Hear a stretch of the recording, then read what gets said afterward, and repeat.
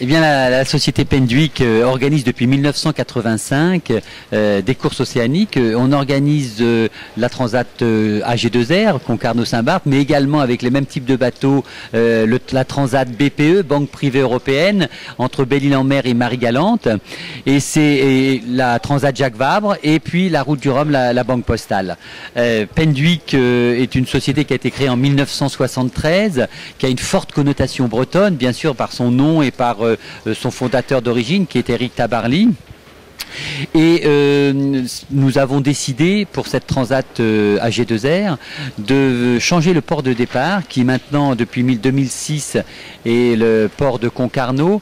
Et il est vrai que le fait d'avoir changé de port de départ a redonné un nouveau dynamisme et un nouvel élan à cette course. On a beaucoup de monde sur le départ, puisqu'on a eu là, il y a 2 ans, environ 60 000 personnes qui étaient venues, et je pense que cette année, on devrait encore avoir un peu plus de monde. Alors, la Transat AG2R, c'est une course qui existe depuis 1992, qui est une course qui se court sur des Figaro Beneteau 2. Ce sont des bateaux qui sont tous les mêmes, donc c'est la monotypie.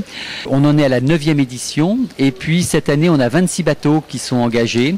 Alors, une des spécificités de cette course, c'est que c'est en fait la rencontre entre des jeunes marins, pour lesquels c'est une nouvelle expérience, et puis des skippers qui ont acquis pas mal d'expérience au travers de leur participation aux courses comme le Vendée Globe, mais ils reviennent régulièrement sur cette course parce qu'ils ont envie de se confronter avec le même bateau sur un parcours qui maintenant est devenu un parcours important, puisque entre la Bretagne et Saint-Barth, il y a une histoire qui s'est créée, une histoire qui va au-delà de simple échange maritime, puisqu'il y a maintenant des vrais échanges entre les deux collectivités, la ville de Saint-Barthélemy et la ville de Concarneau.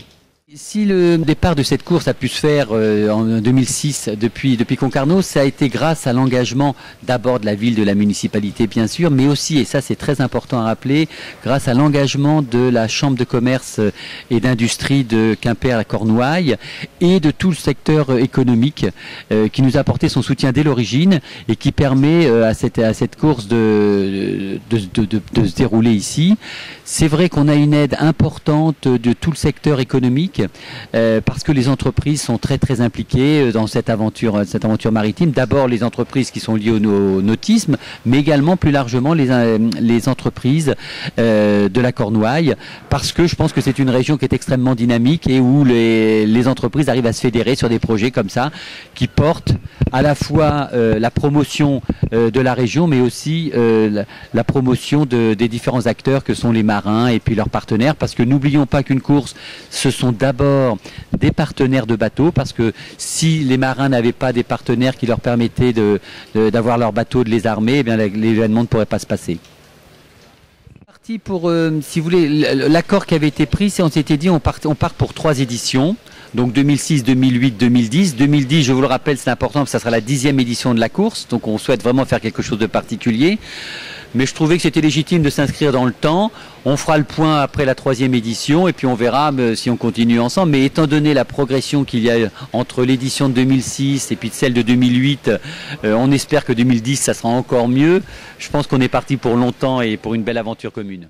Les Concarnois adhèrent bien à l'événement et un des atouts de Concarneau, c'est le fait que le port soit vraiment dans le centre de la ville.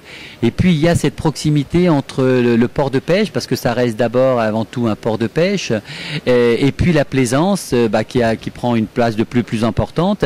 Et c'est vrai que cette proximité de ces deux marines, c'est-à-dire cette rencontre entre la marine de pêche et puis la marine de plaisance, ou tout au moins les bateaux de plaisance et les bateaux de pêche, se fait harmonieusement.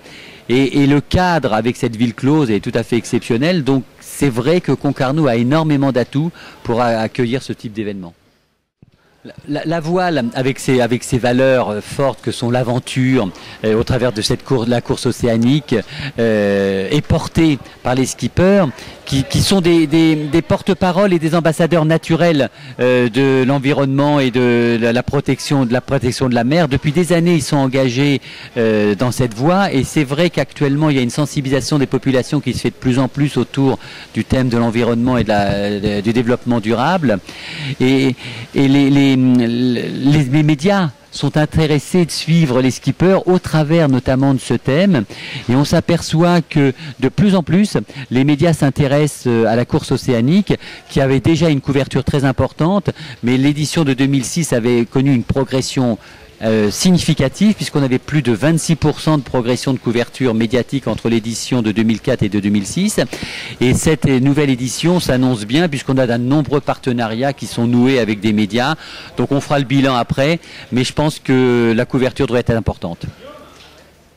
Ce que je souhaiterais saluer, c'est évidemment tous les partenaires qui ont permis et qui permettent toujours à cet événement d'exister, mais aussi je voudrais saluer la permanence de la G2R, qui est un acteur essentiel, qui a d'abord créé cette épreuve et qui lui a donné toute son ampleur, qui fait qu'aujourd'hui c'est une des courses majeures du circuit Figaro-Beneteau.